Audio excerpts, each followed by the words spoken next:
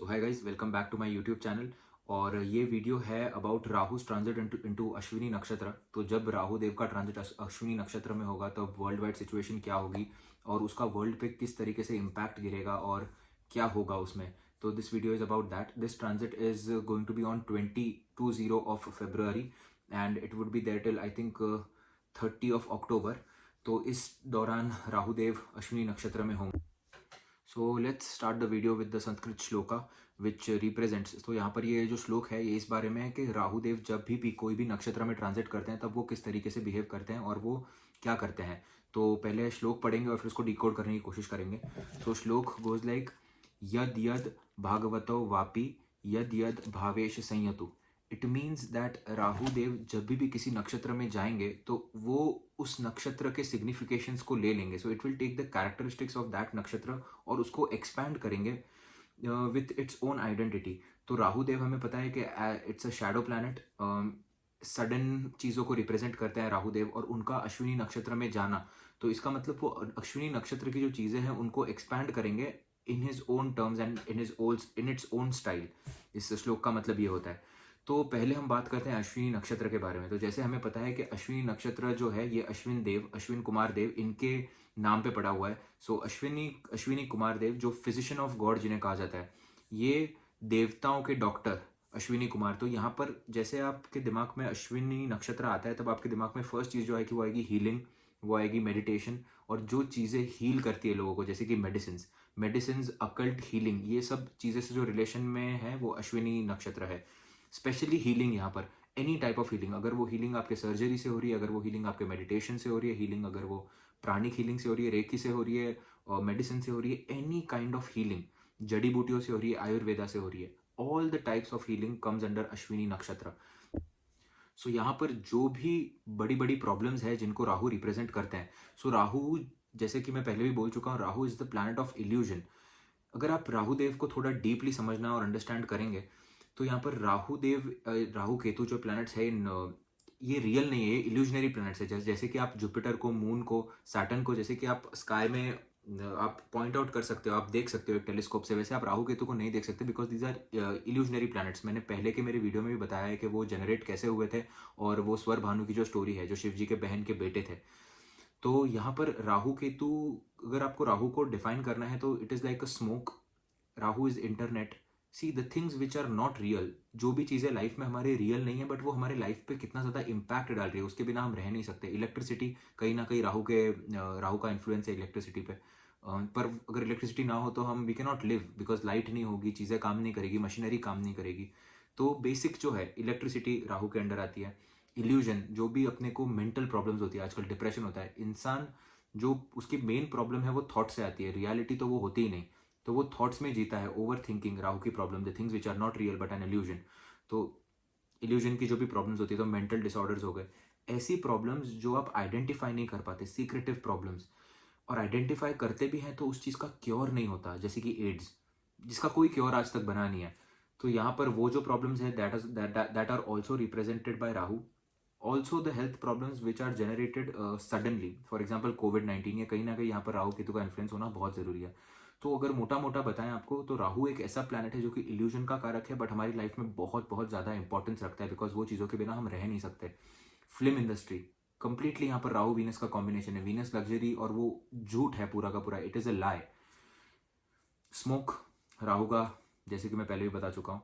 तो यहाँ पर अगर आप राहु को समझो और उनको आप अश्विनी कुमार के जो नक्षत्र है अश्विनी नक्षत्र के साथ अगर आप मिक्स करो तो यहाँ पर अश्विनी नक्षत्र इज ऑल अबाउट हीलिंग। और जैसे कि हमने श्लोक में पहले देखा, जब राहु देव अश्विनी नक्षत्र में जाएंगे तब वो वैसी की वैसी जो चीज़ें हैं उनको अडेप्ट करेंगे यहाँ पर।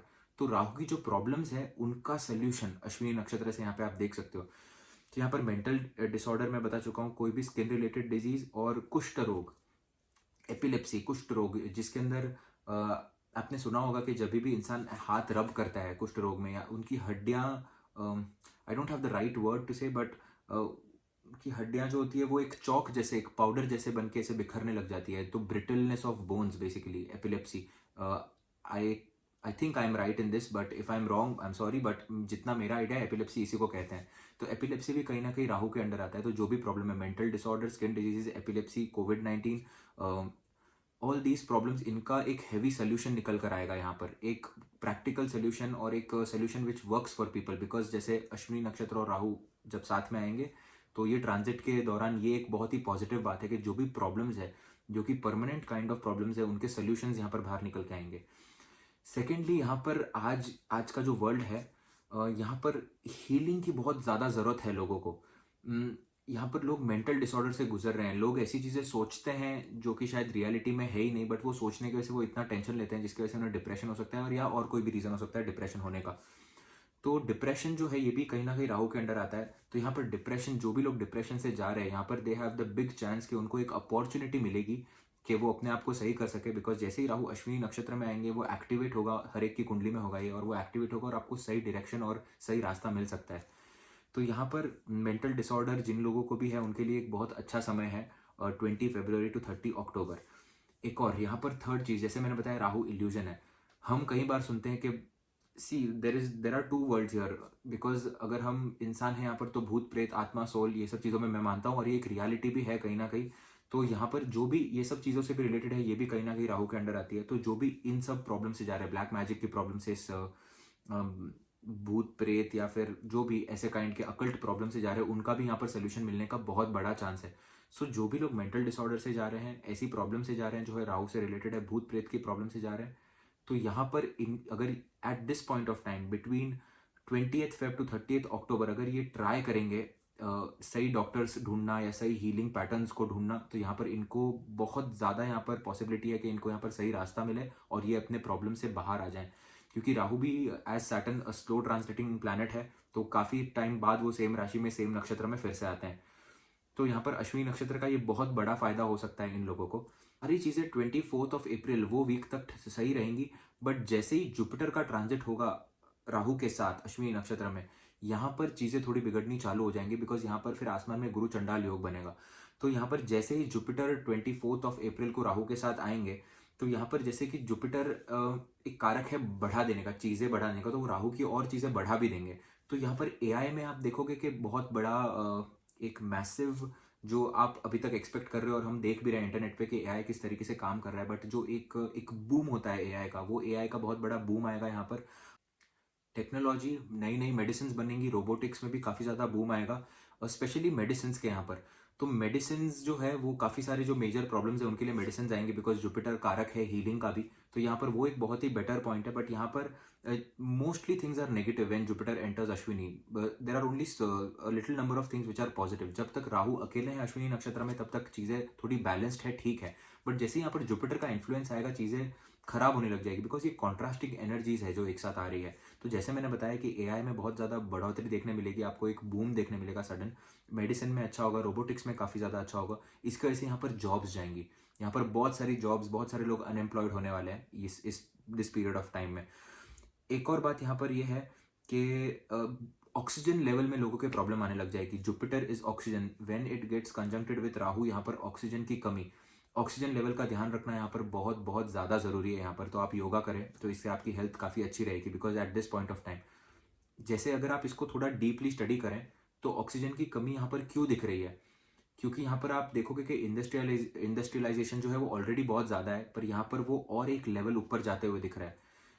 इसीलिए यहाँ पर पोल्यूशन इतना ज़्यादा होगा, इसीलिए आपको चेस्ट प्रॉब्लम्स और ऑक्सीजन रिलेटेड प्रॉब्लम्स देखने मिलेगी अगर आप इसको थोड़ा डीपली सोचो। जुपिटर आपको सिर्फ इतना ही बता रहा है कि ऑक्सीजन रिलेटेड प्रॉब्लम्स होगी, बट वो क्यों होगी वो आपको एज अ एस्ट्रोलॉजर और एज अ क्रिटिकल थिंकर आपको वो सोचना पड़ेगा कि क्यों हो रही है, और उसको बाकी प्लैनेट्स के साथ भी आपको देखना पड़ेगा। कहीं ना कहीं यहाँ पर मार्स का भी इन्फ्लुएंस आएगा, बिकॉज यहाँ पर एरीज राशि है। तो यहाँ पर टेक्नोलॉजी में कहीं ना कहीं काफ़ी ज़्यादा बढ़ोतरी होगी और पोल्यूशन बहुत ज़्यादा बढ़ जाएगा यहाँ पर। तो वो पोल्यूशन बढ़ने की वजह से, टेक्नोलॉजी बढ़ने की वजह से ह्यूमन की जो ब्रीदिंग कैपेसिटी है उस पर सबसे पहला इफेक्ट आएगा during this point of time. So the best remedy during this point of time is आप प्राणायाम करें और अपने ऑक्सीजन लेवल को मेंटेन करें, अपने जुपिटर को सही से रखें। तो यहाँ पर वो एक है। अगर बात करें ओवरऑल पॉलिटिक्स की यहाँ पर, तो यहाँ पर जो वॉर चल रहा है यूक्रेन और रशिया का, ये वॉर और ज़्यादा बढ़ेगा अभी, और बाकी कंट्रीज़ के बीच में भी तनाव यहाँ पर बढ़ेगा। यहाँ पर कहीं ना कहीं वेपन का यूज़ भी दिख रहा है, क्योंकि आप एक तरीके से देख सकते हो स्मोक, धुआं, पोल्यूशन, इकोनॉमी का थोड़ा डिटोरिएट होना at that point of time, ये सारी चीज़ें कहीं ना कहीं वॉर की तरफ भी संकेत लाती है। तो जुपिटर राहु का जो कॉम्बिनेशन है यहाँ पर एरीज में बन रहा है, और हमें भूलना नहीं चाहिए कि Aries is the sign of Mars. Mars आपको एग्रेशन देता है, आपको हिम्मत देता है, but at the same time वो वॉर माइंडसेट भी देता है। और जुपिटर का उसके साइन में होना विथ राहु एक एग्रेशन क्रिएट करेगा कंट्रीज में। तो यहाँ पर I won't say big war, but जो वॉर चल रही है वो बड़ी हो सकती है, और यहाँ पर नए वॉर्स शुरू होने का, एक इनिशिएट होने का यहाँ पर बहुत बड़ा चांस बनता है यहाँ पर। सो अनएम्प्लॉयमेंट, यहाँ पर वॉर बढ़ने का चांस और प्रॉब्लम्स इन ब्रेथ, ये जुपिटर के ट्रांजिट, जैसे ही जुपिटर का ट्रांजिट यहाँ पर अश्विनी नक्षत्र में होगा, एरीज के साइन में, तब यहाँ पर ये चीज़ें देखने मिलेंगी। तो यहाँ पर जो भी लोग स्टॉक मार्केट में हैं और इतने टाइम से आप सुन रहे हैं कि रिसेशन आएगा रिसेशन आएगा, तो जो रिसेशन की मैं बात कर रहा हूँ जो आने वाला है वो अप्रैल में आने वाला है। जैसे ही जुपिटर का ट्रांजिट होगा अश्विनी नक्षत्र में, this is the time for recession. Market नीचे जाएगा, तो अगर if you want to make money you can short your position. So ultimately market तब नीचे जाएगा और चीज़ें काफ़ी ज़्यादा खराब होगी। तो ओवरऑल जो प्रेडिक्शन है वो अप्रैल तक तो काफ़ी चीज़ें ठीक है जब तक राहु देव अश्विनी नक्षत्र में, बट जैसे ही जुपिटर का ट्रांजिट अश्विनी नक्षत्र में होगा चीज़ें थोड़ी खराब होना शुरू हो सकती है और होगी। तो if you like this content do subscribe to my channel and like for more. Thank you so much.